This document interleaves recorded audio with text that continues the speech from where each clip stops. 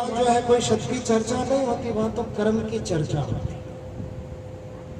वहां कल्याण की बात नहीं होती, वहां तो अपने स्वार्थ की बात होती कि स्वार्थ में आप कितने होशियार हो, समझदार। लेकिन सत्संग में जब हम संतों के साथ में होते हैं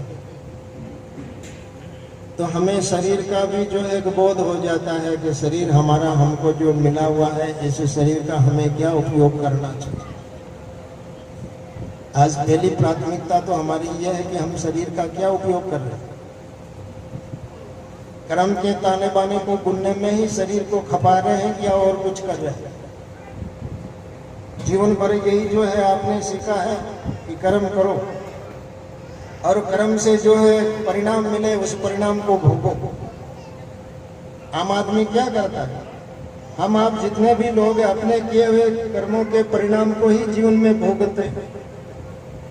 जो सुख मिलता है या दुख मिलता है, हानि लाभ यश अपयश जो कुछ भी मिलते हैं तो अपने किए हुए कर्मों के परिणाम का ही फल है। तो सत्संग हमें सिखाती है कि शरीर से, स्वार्थ से, परिवार से ऊपर उठ, इनके ऊपर उठ करके विचार करो तो वो है सत्य विचार।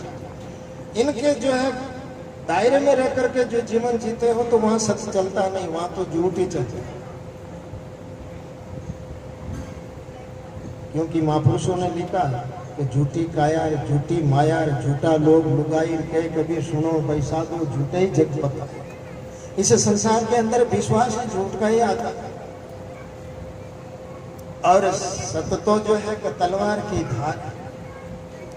अभी हम सत्संग की जो चर्चा कर रहे हैं तो सत्संग की बात जो है कि समझना बहुत ही कठिन बात। और सत्य हमको जो है ऐसी धार देता है, सत्य के ऊपर जो है चिंतन करने से जो है हमको ऐसी धार मिलती है कि जैसी तलवार की धार है उससे भी जो है तेज धार मिलती है कि सत्य झूठ को काटता।